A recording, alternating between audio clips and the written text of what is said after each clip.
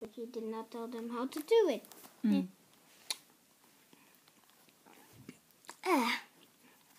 And first little pig built his house out of straws, for there was plenty of straws in the fields in the autumn.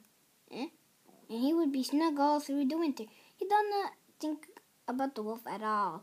The second little pig built his house out of twigs and branches, where there was plenty of wood lying around in the forest in the autumn, and would be snug all winter. He hoped that the big branches would keep him safe from the wolf.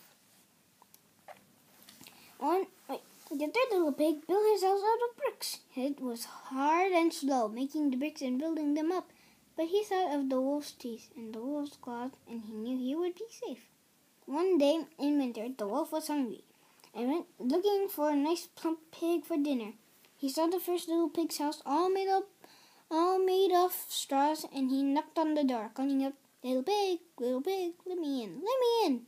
The first little pig saw the wolf's big claws through a gap in the straw, and he replied, "Not by my hairs on my chinny chin.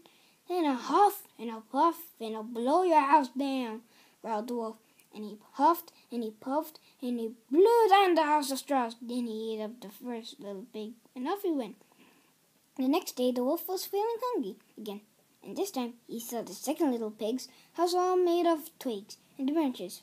The wolf knocked on the door, calling out, little pig, let me in, let me in."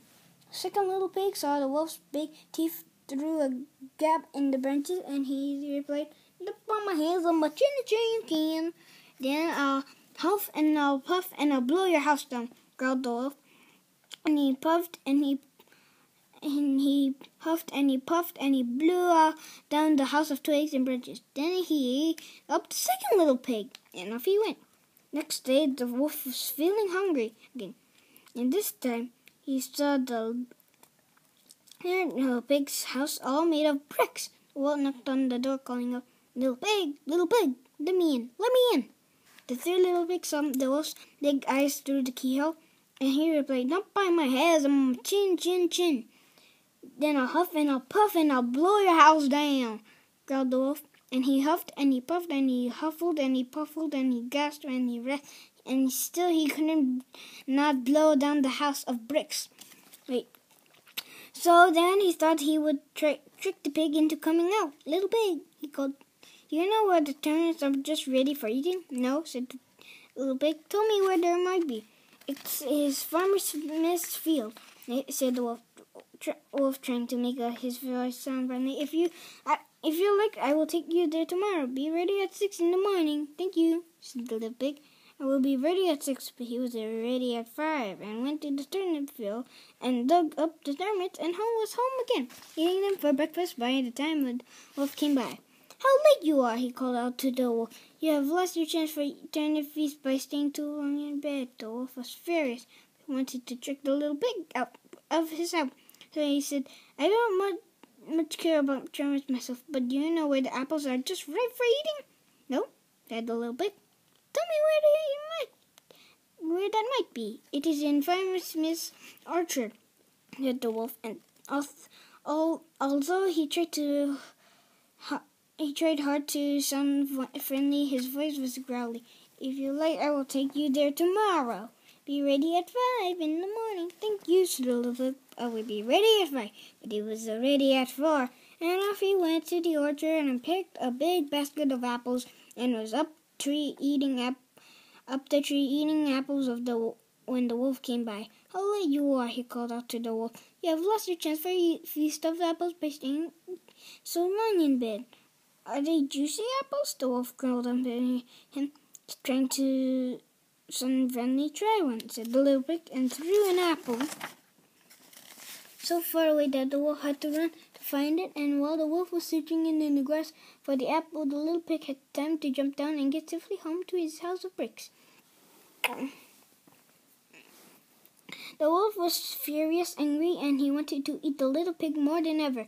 Next morning, he went to the house of the bricks and knocked at the door, calling out in his friendliest voice, "Little pig, come to the fair with me this afternoon, and I will give you a present." The The little pig agreed, but he didn't wait for the afternoon. As soon as the wolf was gone, away went the pig to the fair to enjoy himself. He bought a big butter churn, and by afternoon he was ready to go home with it.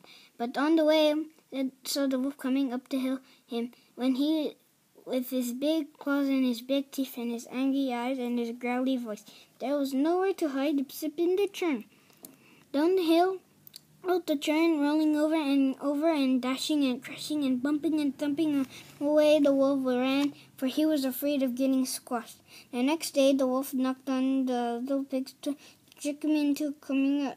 But this time the little pig would not come out at all. The wolf tried this trick and that, telling him that of puddings and pies and good things in the kitchen. But the little pig said no to all of it.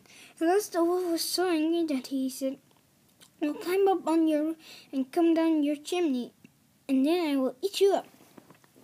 "I'll put my hands on my chinny chin chin," said the little pig, and he ran to the fireplace and lit a fire on it, and he put a big pot full of water. The fire grew hot, and the water started to boil, and just then the wolf came tumbling down the chimney into the pot, and the little pig boiled him up and ate him for supper.